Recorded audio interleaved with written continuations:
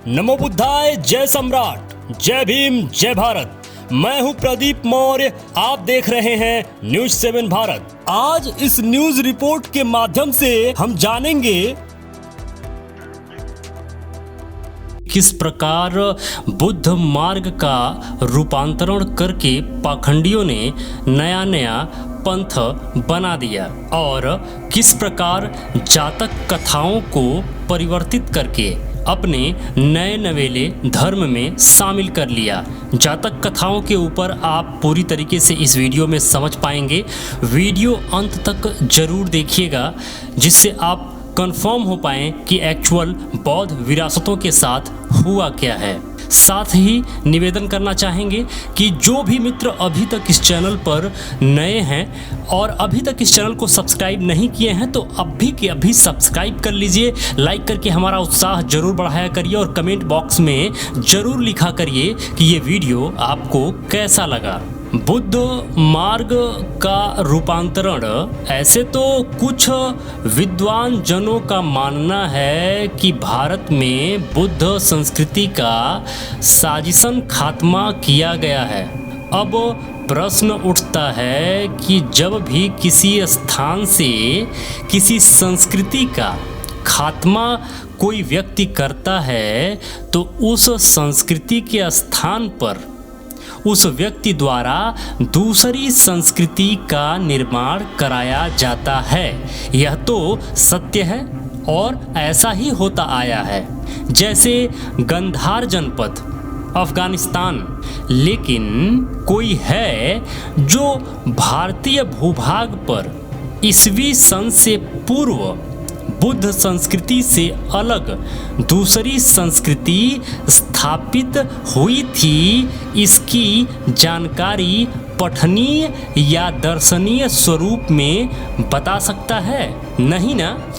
ईस्वी सन से पहले बुद्ध धम्म वाली संस्कृति के अलावा इनकी संस्कृति का कोई भी साक्ष्य मौजूद नहीं है। चलो ईस्वी सन से पूर्व की बात छोड़ो, ईस्वी सन के बाद और पाल वंश से पूर्व तक कोई बुद्ध संस्कृति से विपरीत कोई अन्य संस्कृति का पठनीय या दर्शनीय स्वरूप दिखा सकता है क्या? पाल वंश तक भी कोई सबूत लिखित तौर पर मौजूद नहीं है। बात ऐसा है कि 9वीं शताब्दी बाद से बुद्ध संस्कृति के तथाकथित दार्शनिकों यानी भिक्षुओं ने जातक कथा के ऊपर, जातक कथा तो आप जानते ही हैं, संक्षेप में बता देता हूं और अगर विस्तृत तरीके से आप जानना चाहते हैं तो इस चैनल पर अन्य वीडियोज लगे हुए हैं, आप जाकर जरूर देखिएगा। किसी भी व्यक्ति को अच्छी तरीके से कोई बात समझ में आ जाए, इसके लिए बुद्ध जातक कथाओं का उपयोग करते थे। जैसे जब वह उपदेश दिया करते थे और किसी ग्रामीण को कोई बात समझ में नहीं आती थी तो किसी न किसी कहानी के मार्फत उस कहानी को बनाकर उस कहानी को उसको समझाने के लिए तत्काल में उसको बना दिया करते थे और जाहिर सी बात है कि लोगों को समझ में भी आता था। बहुत सारी जातक कथाएं हैं, उन्हें जातक कथा कहा जाता था। बात ऐसा है कि 9वीं शताब्दी बाद से बुद्ध संस्कृति के तथाकथित दार्शनिकों यानी कुछ ऐसे भिक्षुओं ने जातक कथा के ऊपर बुद्ध संस्कृति का रूपांतरण अनेक स्वरूपों में करना शुरू कर दिया था। मतलब ये कि बुद्ध, गौतम बुद्ध जो जातक कथाओं को कहते थे, उनके जो चरित्र होते थे, जो कैरेक्टर होते थे, उनके मूर्तियों का निर्माण करना वज्रयान के लोगों ने, महायान के लोगों ने शुरू कर दिया था, जिसका पहला स्वरूप दशरथ जातक कथा पर आधारित राम कथा था। दशरथ जातक कथा बुद्ध का जातक कथा था जिसका कैरेक्टर राम था और उसकी मूर्तियां जगह जगह बनवानी शुरू कर दी गई उस जातक कथा की। बाद में उसी जातक कथा के राम को नई कथा कहानी बनाकर अपने नए नवेले धर्म में शामिल कर लिए पाखंडी। अब समझने वाली बात यह है, चूंकि राम कथा का रूपांतरण चोल शासक के समय हुआ था। कब हुआ था? राम कथा का रूपांतरण चोल शासक के समय हुआ था।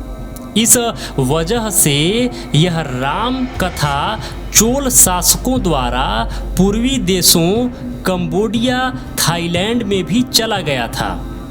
अब कुछ लोग कहते हैं कि थाईलैंड में, कंबोडिया में, वहाँ पर राम को माना जाता है, वहाँ पर रामायण है, तो यह उनकी मूर्खता है।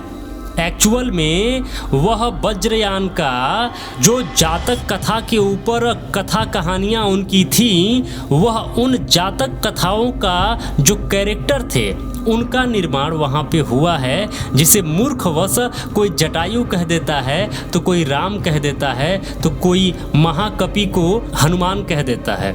इसके लिए एक प्रॉपर वीडियो बनाया गया था कि जिसको कंबोडिया में जातक कथा का एलिफेंट बुद्धा कहते हैं, तो भारत में लोग गदगद हो जाते हैं कि गणेश की पूजा कंबोडिया में होती है, मूर्खतावश, जबकि उनको जानकारी नहीं है। और वहाँ के लोग उस बुद्ध के जातक कथा के जो कैरेक्टर थे, जिनका नाम था एलिफेंट बुद्धा, तो उस एलिफेंट बुद्धा को मानते हैं और उनकी मूर्तियों का निर्माण होता है। और भारत में क्या प्रचारित किया जाता है कि कंबोडिया के लोग, थाईलैंड के लोग हिंदू धर्म का पालन करते हैं।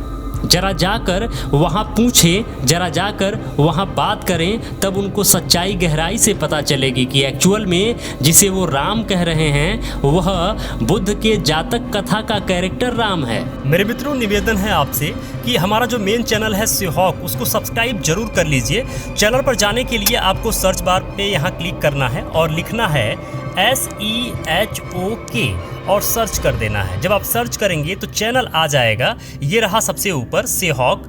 अब इस सेहॉक पे क्लिक करना है। यहाँ आपके सामने सब्सक्राइब करने के लिए है, इसको क्लिक कर दीजिए, सब्सक्राइब कर दीजिए। और दूसरी बात, यहाँ पे बेल नोटिफिकेशन है, इसके ऊपर आप क्लिक कर दीजिए। यहाँ पर सबसे ऊपर वाले बेल नोटिफिकेशन पे जरूर क्लिक करिएगा। इतना करने के बाद कोई एक वीडियो आप प्लीज जरूर खोलिए। तो ये वीडियो खोलने के बाद निवेदन है आपसे कि यहाँ लाइक जरूर कर दिया करिए और शेयर वाले इस बटन पर क्लिक करके किसी भी साथी को सोशल मीडिया पे, फेसबुक पे या व्हाट्सएप पे प्लीज आप शेयर जरूर किया करिए। इस तरीके से आप इस चैनल को भी कंटिन्यू और लगातार देख पाएंगे। तो निवेदन है आपसे, इस तरीके से चैनल को सब्सक्राइब जरूर कर लीजिए। दूसरा स्वरूप शिवलिंग यानी कल्याणकर्ता की पहचान के आधार पर शैव संप्रदाय बना। तीसरा स्वरूप बुद्ध को सूर्य जैसा प्रकाशवान बनाकर सूर्य भगवान से संप्रदाय बना। चौथा स्वरूप बुद्ध को वैष्णव, सात्विक विचार वाला संप्रदाय बनाकर हुआ। उस समय का प्रत्येक दार्शनिक आसाराम बनकर अंधभक्तों को मूर्ख बनाकर अपना रोजी रोटी स्थापित करने में खूब लगा हुआ था। ऐसे आज भी रोजी रोजगार का कार्य धड़ल्ले से चालू है। आज भी साईं बाबा, राधे माँ, धीरेन्द्र शास्त्री जैसे धूर्तों के पास मूर्खों की टोली भीड़ लगाकर लाखों की संख्या में बैठी रहती है। बुद्ध मार्ग के रूपांतरण में उस समय का धूर्त दार्शनिक और अंधभक्त मूर्ख जनता बराबर दोषी हैं। परिवर्तित होती रही बुद्ध विरासत, लुटती रही बुद्ध विरासत और धूर्त दार्शनिक चुप बैठे रहे।